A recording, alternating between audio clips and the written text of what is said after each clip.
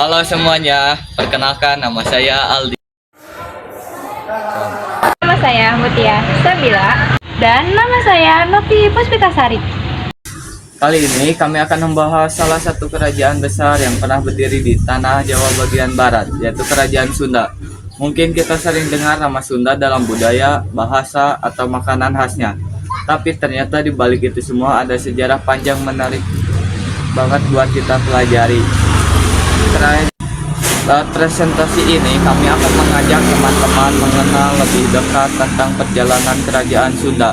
Bukan cuma tentang siapa rajanya atau kapan berdirinya, tapi juga bagaimana kehidupan masyarakat, nilai-nilai yang dijunjung, dan apa yang bisa kita pelajari dari kisah jatuh bangunnya kerajaan ini. Kerajaan Sunda ini punya perjalanan yang lengkap banget, mulai dari awal kemunculannya, bagaimana kerajaan ini mulai berkembang dari kerajaan kecil kemudian menjadi masa kejayaan di bawah raja-raja hebat seperti Sri Baduga Maharaja sampai akhirnya mengalami masa kehancuran yang tragis.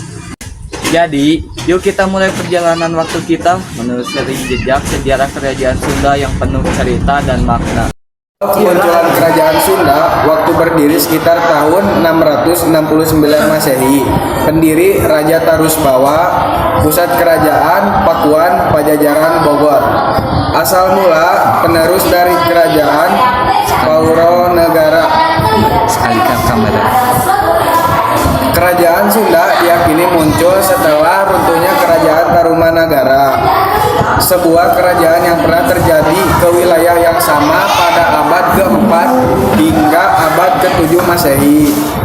Setelah runtuhnya Kerajaan Tarumanagara, wilayah Jawa Barat terpecah belah menjadi beberapa kerajaan kecil.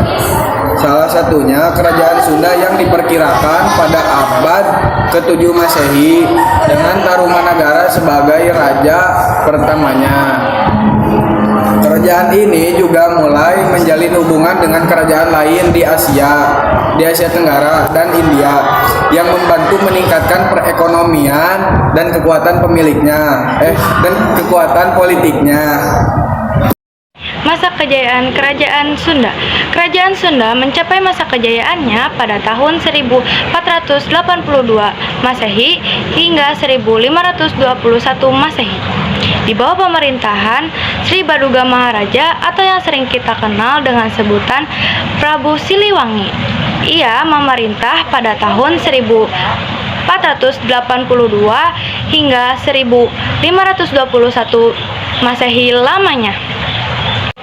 Periode ini ditandai dengan kedamaian, kemakmuran, dan penguatan kerajaan melalui kebijakan yang fokus pada kesejahteraan rakyat, pengembangan agama, pembangunan infrastruktur, dan penguatan pertahanan. Wilayah kekuasaan Kerajaan Sunda meliputi Jawa Barat, Banten, dan sebagian Lampung.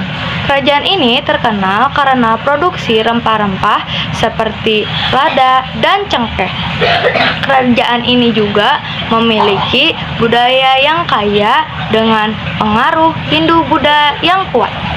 Singkatnya, masa kejayaan Kerajaan Sunda adalah ketika Prabu Siliwangi memerintah, ditandai dengan kemakmuran ekonomi, stabilitas politik, dan kemajuan budaya. Kehancuran Kerajaan Sunda. Penyebab kehancuran Sunda adalah karena serangan dari Kesultanan Banten dan Kesultanan Demak.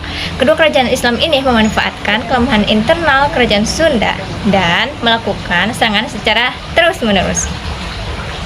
Serangan dari Banten dan Demak terjadi pada tahun 1527 Masehi. Dan Kesultanan Demak berhasil merebut pelabuhan Sunda Kelapa yang merupakan pelabuhan yang terpenting di Kerajaan Sunda. Sementara itu, Kesultanan Banten juga melakukan serangan terhadap Kerajaan Sunda. Dan ia berhasil merebut kekuasaan Kerajaan Sunda yang terletak di ibu kota Pakuan Pajajaran pada tahun 1579 Masehi.